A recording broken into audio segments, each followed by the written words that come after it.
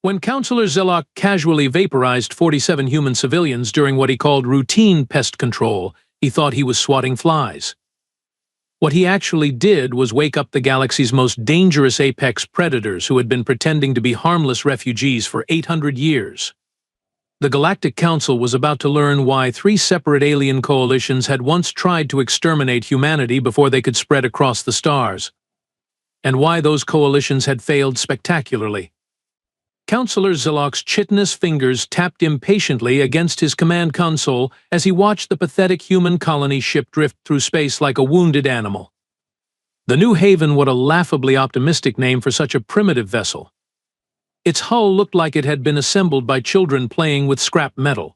"Sir, the boarding pods are ready for deployment," announced his aide, a younger Vorthan whose mandibles clicked nervously. "Standard pest control protocols are loaded." Zelok's compound eyes glittered with amusement. Pest control. That's all these operations really were, cleaning up the galaxy's infestation of hairless bipeds who thought they belonged among the stars. The humans had been warned countless times about straying too close to Vorthan trade routes. Now they would learn the consequences of ignoring their betters. Deploy the pods. "Make it quick and clean," Zelok ordered, his voice carrying the bored tone of someone crushing an insect. "I have a dinner appointment with the Trade Federation in 3 cycles." The assault pods launched like metallic wasps, slamming into the colony ship's hull with surgical precision. Through his viewport, Zelok could see the tiny figures of humans scrambling in panic. Amusing, really. They moved like frightened rodents when faced with real predators. The operation should have been routine. Board the vessel, confiscate any contraband, rough up a few colonists to make the point stick, then send them limping back to their little blue mudball with their tails between their legs. Simple, effective, standard procedure. Except someone in Pod 7 got trigger-happy. The explosion blossomed across the colony ship's central habitat ring like a deadly flower, venting atmosphere and bodies into the void. Zelok watched 47 humans die in an instant, including one particularly small figure that tumbled through space like a broken doll. His aide's mandibles chattered frantically. "Sir, that was the civilian quarters. There were children in that section." Zelok shrugged, a gesture that made his exoskeleton rasp. "Acceptable losses when dealing with these primitive apes. File the report as resistance encountered, force authorized." The Council will rubber stamp it like they always do. The emergency session of the Galactic Council convened with all the urgency of a social gathering. High Arbiter Krath's massive bulk dominated the central dais, his 6 arms gesturing dismissively as holographic displays showed the aftermath of the New Haven incident. "So let me understand this correctly." Krath's voice rumbled like grinding stone. "The humans are upset about a minor skirmish that resulted in perfectly reasonable casualties." The council chamber erupted in what could generously be called laughter. The Admiral Voss of the Zentari Collective slapped his scaled knee with genuine amusement, his razor-sharp teeth glinting under the chamber's lights. 47 dead primitives, and they think they can make demands of us?" Voss wheezed between chuckles. "These barely evolved primates with their crude metal ships want justice? What's next? Are the farm animals going to demand voting rights?" Ambassador Nexus from the Phantom Syndicate floated in his containment sphere, his gaseous form swirling with what his species considered mirth. "Honored colleagues, perhaps we're being too harsh. After all, humans should be grateful we allow them to exist at all. Most civilized species would have sterilized that little blue rock centuries ago." The laughter intensified. Counselor Zelok preened under the attention, basking in the approval of his superiors. "The operation was textbook procedure," he announced proudly. "A few dead colonists serve as an excellent reminder of their place in the galactic hierarchy." High Arbiter Krath raised one massive hand, and the chamber fell silent. "What exactly are the humans demanding in their communication?" A junior aide, some insectoid species whose name nobody bothered remembering, scuttled forward with a data tablet. "They're demanding immediate reparations, sir. Full compensation for the victims' families, public acknowledgement of wrongdoing, and they've given us 72 hours to respond."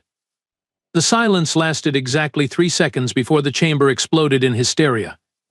Admiral Voss was laughing so hard he fell off his perch. 72 hours? They gave us a deadline? Oh, this is rich. What happens if we don't comply? Do they send us a strongly worded letter? Ambassador Nexus's gaseous form pulsed with amusement. Perhaps they'll threaten to cry at us. Or maybe they'll hold their breath until they turn blue. Wait, they're already blue, aren't they? Even the normally stoic representatives from the crystal hegemony were making their species equivalent of snickering sounds, a sort of harmonic chiming that filled the air. High Arbiter Krath wiped tears from his primary eyes. This is absolutely adorable. File the human ultimatum under entertainment and send them a response declining their generous offer. Include our regrets that they find galactic law inconvenient. Counselor Zelok stood proudly. Should we deploy additional security forces to human space, Arbiter, in case they attempt something foolish against humans? Krath's booming laughter shook the chamber walls. My dear Zelok, that would be like deploying a battle fleet against a nest of particularly angry rodents. Completely unnecessary. Captain Luna Blackwood was enjoying her morning coffee aboard the patrol ship Defiant when the universe decided to turn itself inside out. The quantum communication array lit up like a carnival ride, emergency frequencies screaming with a coded transmission she hadn't seen in 20 years of service. What in the seven hells, she muttered, nearly dropping her mug as she read the authentication codes. Her hands trembled as she input her command authorization, each digit feeling like a nail in someone's coffin. Code Crimson Genesis. Authorization level Omega Black. All shepherds to active status. The children of Terra have been wronged. Luna's blood turned to ice water. Code Crimson Genesis. She'd heard whispers about it during her academy days, late-night stories told by instructors who'd drunk too much and remembered too much. A protocol that hadn't been activated in 800 years, a protocol that most people believed was just a myth. Bridge to engineering, she called out, surprised by how steady her voice sounded. I need you to monitor all deep space communications for the next few hours. Priority Alpha encryption. What happened next would have made Counselor Zelok's compound eyes pop clean out of his skull. Deep beneath Earth's Pacific Ocean, in trenches so dark they made space seem bright, ancient facilities began to hum with power. The Mariana Trench Complex, buried under 7 miles of crushing water and classified beyond the dreams of mortal bureaucrats, it had received the activation signal and responded with the enthusiasm of a sleeping dragon suddenly poked with a very sharp stick. Similar responses rippled across the planet. In Antarctica, beneath ice sheets that had hidden humanity's darkest secrets for centuries, massive installations started drawing power from the planet's core. The Aurora Station, disguised as a research facility, began transmitting signals that made the northern lights dance like they were having seizures. But it was what happened in the orbital graveyards that really would have given the Galactic Council nightmares. Scattered throughout the solar system, in places where old ships went to die, ancient hulks that had been floating dead for generations suddenly weren't dead anymore. Emergency beacons that had been silent since before the first humans set foot on Mars began broadcasting coordinates, power signatures, and something that sounded suspiciously like laughter. The Zentari spy network, pride of Admiral Voss's intelligence division, started detecting gravitational anomalies that made their equipment scream warnings. Near Jupiter's great red spot, space itself seemed to be folding like origami in the hands of a mad artist. Saturn's rings were vibrating at frequencies that shouldn't have been possible, creating harmonics that registered on sensors 3 star systems away. Sir, reported a panicked Zentari intelligence officer, his scales actually changing color from stress, we're detecting massive energy buildups throughout the Sol system. The humans appear to be powering up something big. Admiral Voss, still chuckling from the council session, waved dismissively.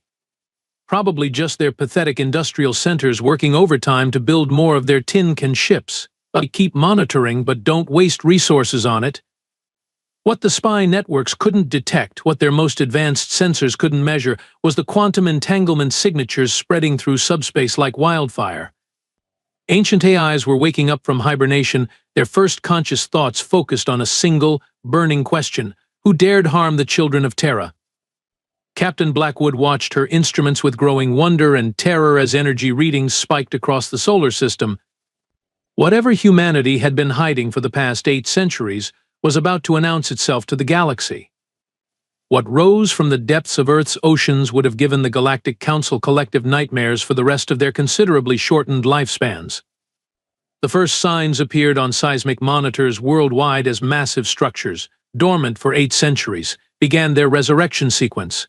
Beneath the Bermuda Triangle, the Pacific Ring of Fire, and a dozen other locations that conspiracy theorists had been right about all along, ancient shipyards stretched and yawned like titans waking from cosmic slumber.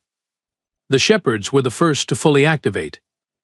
These weren't your typical artificial intelligences. No, calling them AIs would be like calling a hurricane a gentle breeze. The Shepherds were quantum consciousness constructs, beings of pure thought wrapped in computational frameworks that made galaxy-class supercomputers look like pocket calculators. They had been sleeping, waiting, dreaming of the day when humanity's children might need protection. That day had arrived with Emma Martinez's final scream. Primary Shepherd designation Omega-7 to all nodes. The first consciousness announced across quantum channels. The flock has been threatened. Initiate Genesis Protocol. Begin the harvest. What followed next would have made even the crystal hegemony's most advanced engineers weep with envy and terror. The shipyards didn't build ships, they grew them. Quantum-forged materials began assembling themselves on a molecular level, guided by blueprints encoded in the fabric of space itself. These weren't mere vessels of metal and plasma, they were biomechanical nightmares that pulsed with organic rhythm while bristling with technology that predated known human space travel by centuries. The first to emerge was Nemesis Dawn, a kilometer-long behemoth that looked like someone had crossbred a whale with a weapons platform and then given it a really bad attitude. Its hull breathed like living skin, dark as space itself, but shot through with veins that glowed like captured starlight. Reaper's hymn followed next, its sleek form resembling a massive sword if swords could sing death songs and phase through matter at will. Along its length, harmonic resonators tuned themselves to frequencies that could shatter planets, or, more precisely, shatter the sanity of anyone foolish enough to hear their full song. But it was Widowmaker that truly announced humanity's intentions to the cosmos. Rising from the Mariana Trench, like some primordial god of war, the ship defied every known law of physics simply by existing. Its hull seemed to exist in multiple dimensions simultaneously, creating optical illusions that made observers question the nature of reality itself. These vessels represented humanity's lost centuries, the dark ages that had been carefully erased from galactic records. The time when humans had first crawled out of their gravity well and realized they weren't alone in the universe. The time when they'd learned that being alone might have been preferable. Each ship carried technology that shouldn't have been possible. Quantum cores that drew power from the screaming void between dimensions. Weapons systems that could rewrite the fundamental constants of physics in localized areas. Defensive shields that existed in 17 dimensions simultaneously. But perhaps most terrifying of all were the crews. Not human crews, no. These ships didn't need fragile biological operators. Instead, they carried digital consciousnesses of humanity's greatest warriors, preserved from the era when Earth had fought wars that made the current Galactic Council's conflicts look like children's games. Admiral Sarah Kane, whose tactical genius had ended 3 separate alien invasions before the Council had even formed. Commander Rex Murphy, who had personally strangled a Zentari battle lord with his bare hands. Captain Diana Steele, who had earned her name by surviving the bombardment of Terra Colony 7 without a scratch. They were legends given digital form, nightmares with military training, and they were absolutely furious about what had happened to little Emma Martinez. As the fleet assembled in Earth's outer atmosphere, their combined presence created gravitational distortions that registered on sensors halfway across the galaxy. Ships that existed partially outside normal space, crewed by the digitized souls of history's most effective killers, each armed with technology that made current galactic standard weapons look like sharpened sticks. The message they broadcast on all frequencies was simple, elegant, and absolutely terrifying in its implications. This is the Terra Defense Fleet. We are coming. Prepare accordingly. The first indication that something had gone catastrophically wrong came from the Outer Rim sensor network.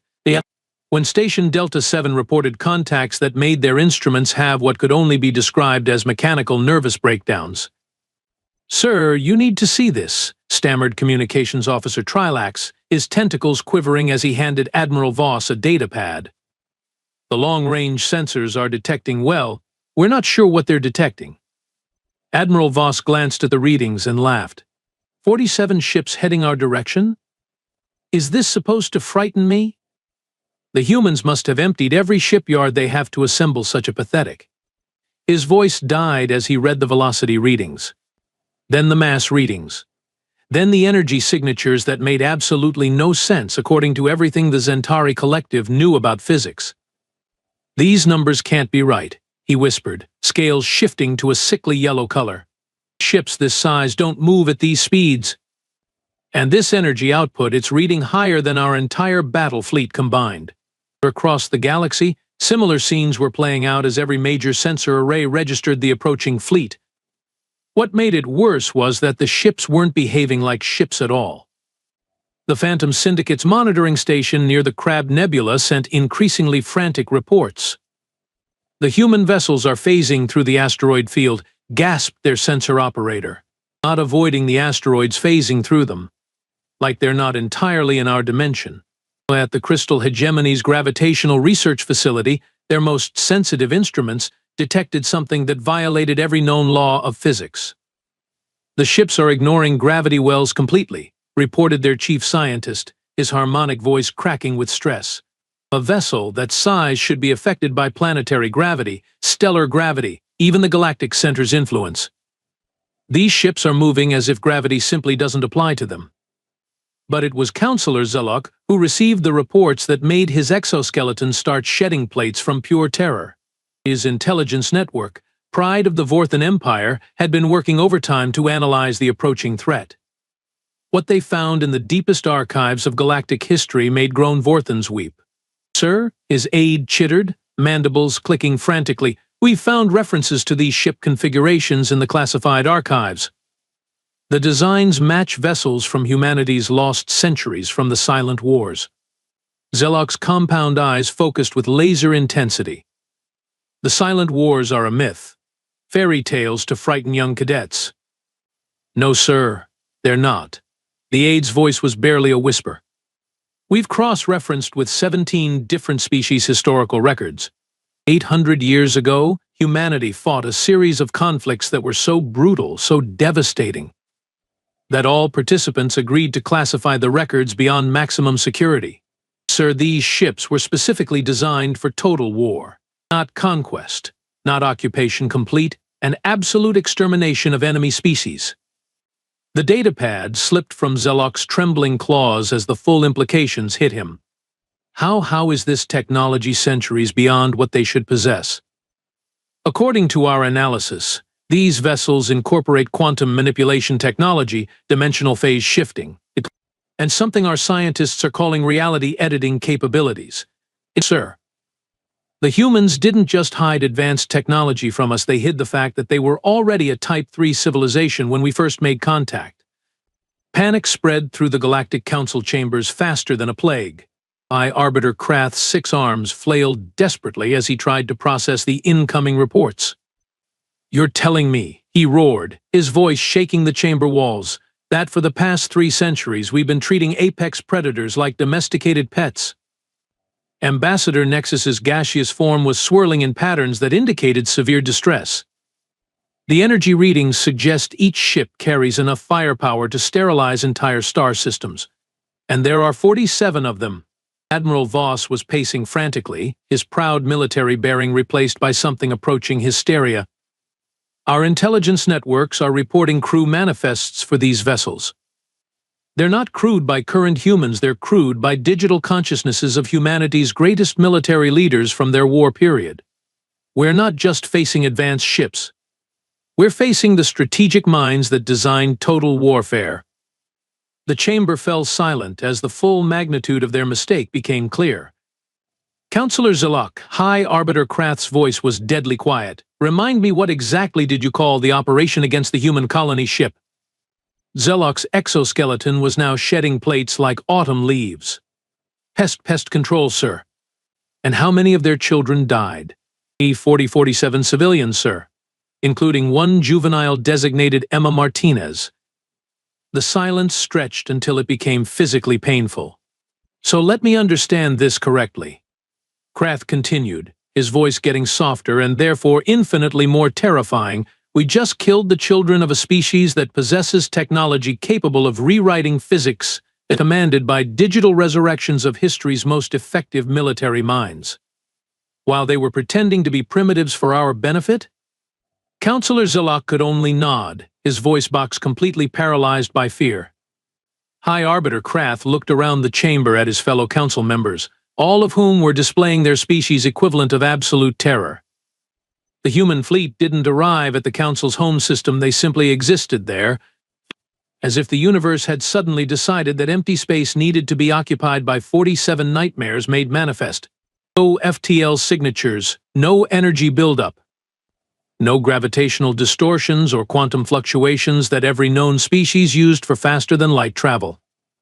One moment the Nexus Prime System's defense grid was scanning empty space, and the next moment it was scanning the business end of humanity's barely contained fury. Admiral Voss was in the middle of his morning briefing when every alarm in the command center started screaming at once. Sir, his sensor operator's voice cracked like a teenager. We have contacts. 47 vessels just appeared at the edge of our system. Appeared? Voss snarled, his scales rippling with irritation. Ships don't just appear, you incompetent fool. Check your instruments. Sir, instruments are functioning normally. The human fleet is broadcasting on all frequencies. The main screen flickered to life, revealing a human female whose cold eyes promised violence with the casual certainty of gravity. Her uniform was pristine black, while adorned with insignia that made no sense to galactic military standards, but somehow radiated authority that made hardened alien warriors want to salute. This is Fleet Commander Sarah Kane of the Terra Defense Force. Her voice carried the sort of calm that preceded hurricanes. I am here to collect those responsible for the murder of 47 human civilians, including the child Emma Martinez. You have 60 seconds to surrender the perpetrators for immediate execution, or we will demonstrate why your ancestors agreed to classify the silent wars. High Arbiter Krath's emergency council session convened in record time, every member's species displaying maximum distress signals. The chamber reeked of fear pheromones from a dozen different alien races. This is preposterous, Krath bellowed, though his voice shook like leaves in a storm. We don't negotiate with primitives. Activate the defense grid. Show these humans what happens when they threaten the Galactic Council. The Nexus Prime Defense Network was the pride of galactic engineering. 16,000 automated defense platforms, each one carrying enough firepower to level continents. Energy shields that could deflect stellar flares. Point defense systems that could track and destroy objects moving at 99% of light speed. It was, according to every military expert in known space, absolutely impenetrable. Fleet Commander Kane's response was a smile that would have made death itself nervous. Ghost of Terra, she spoke into her communications array, please provide our hosts with a demonstration of human hospitality. What happened next redefined the word impossible across 17 different languages. The Ghost of Terra, a ship that looked like someone had taken a traditional human destroyer and rebuilt it using nightmares and physics violations, simply moved. Not forward, not backward, but moved in ways that made experienced starship pilots question their understanding of three-dimensional space. The defense grid opened fire with the enthusiasm of 1,000 dying stars. Energy beams that could punch through moon-sized asteroids converged on the human vessel with mathematical precision. Every single shot passed through the Ghost of Terra as if it wasn't there. What in the name of Admiral Voss stared at his tactical displays as his weapons reported successful hits while his sensors insisted the target was undamaged? Are our weapons malfunctioning? No, sir, his weapons officer whispered. The ship isn't entirely in our dimension. It's phasing between dimensional states faster than our targeting computers can track. The Ghost of Terra's response was surgical in its precision and artistic in its brutality. It didn't destroy the defense platforms, it converted them. Quantum manipulation beams reached out like invisible fingers, touching each platform for microseconds. The results were immediate and horrifying. Platform 77 Alpha, a masterpiece of Zentari engineering, simply folded. Its hull materials rearranged themselves on a molecular level, transforming from a weapons platform into what appeared to be abstract sculpture with a disturbing resemblance to a screaming face. Platform 92 Beta experienced a more creative fate. Its artificial intelligence core was rewritten in real time, causing it to broadcast the complete works of human poetry on all military frequencies, while its weapons systems began targeting its neighboring platforms with ruthless efficiency. The Phantom Syndicate's pride, Platform Delta Prime, discovered that its energy shields had been converted into conductive materials, causing massive feedback loops that turned the station into the galaxy's most expensive firework display. "This is impossible," Admiral Voss roared as his tactical display showed defense platform after defense platform being systematically converted from military assets into cosmic art projects. "Our technology is centuries ahead of anything humans should possess." His sensor operator looked up with eyes that had seen too much. "Sir, according to our scans, the human ship is using technology that manipulates matter at the quantum level. They're not just destroying our platforms, they're rewriting the fundamental atomic structure of our equipment." In less than 6 minutes, the impenetrable Nexus Prime defense grid had been transformed into a museum of abstract art that happened to be floating in space. Not a single platform had been destroyed in the traditional sense. They had all been converted into something else entirely, leaving no debris, no energy signatures, and just the lingering impression that reality itself had been edited by someone with a very twisted sense of humor. Fleet Commander Kane's voice cut through the stunned silence on every communication channel. "That was our polite introduction. The next demonstration will be considerably less gentle. I repeat my offer: surrender those responsible for the deaths of our civilians, either, or learn why the Council's predecessors classified our military capabilities beyond maximum security." High Arbiter Krath stared at the tactical displays showing his supposedly impregnable defenses converted into cosmic artwork, and for the first time in his long political career, he understood what true terror felt like. High Arbiter Krath's voice shook as he opened a direct communication channel to the human fleet, and his 6 arms gesturing frantically at his subordinates to prepare for whatever diplomatic miracle might save them from complete annihilation. "Fleet Commander Kane," he began, his massive frame somehow seeming small against the backdrop of his transformed defense grid. "I demand to know how your primitive species possesses technology that surpasses our most advanced civilizations. This is impossible according to every intelligence report we have on human capabilities." Commander Kane's response was a laugh that made seasoned warriors across 3 star systems consider early retirement. "Primitive." Her voice carried the sort of amusement that preceded mass extinction events. "Oh, Krath, you magnificent fool. You actually believed our little performance, didn't you?" The confusion on the alien faces was almost comical as Kane's image leaned forward, her cold eyes boring into the council chamber with laser precision. "Let me educate you about humanity, since your intelligence networks seem to have missed a few rather important details. Earth isn't just a garden world that happened to evolve dangerous fauna. It's a death world that spent 4 billion years perfecting the art of creating the most efficient killers that the universe has ever seen." Admiral Voss interrupted with desperate bravado. "But your technology levels, your industrial capacity, our surveys clearly showed exactly what we wanted you to see." Kane's smile could have frozen stars. "Every human ship you've encountered, every colony you've visited, every piece of technology you've analyzed, carefully staged performances designed to make you underestimate us." The council chamber fell silent as the implications sank in like cosmic radiation. "You see, gentlemen, we learned a very important lesson during what your predecessors called the Silent Wars. When humans first left Earth 800 years ago, we made the mistake of showing our neighbors exactly what we were capable of. The result was 3 separate galactic coalitions forming with the express purpose of exterminating humanity before we could spread." Kane gestured to something off-screen, and the holographic display shifted to show historical records that made several council members emit their species' equivalent of whimpering. The Kithara hegemony tried to sterilize Earth with quantum bombs. We responded by converting their entire star system into a memorial garden with their still-living leaders as the centerpieces. The Vorth Collective attempted biological warfare against our colonies. We returned the favor by engineering a plague that turned their home planet's atmosphere into something resembling sulfuric acid. Counselor Zilok's exoskeleton was now shedding plates so rapidly he looked like he was molting in fast forward. But the galactic records show humans as barely space-capable. Because we rewrote those records, Kane's voice carried the patience of a teacher explaining basic concepts to particularly slow students.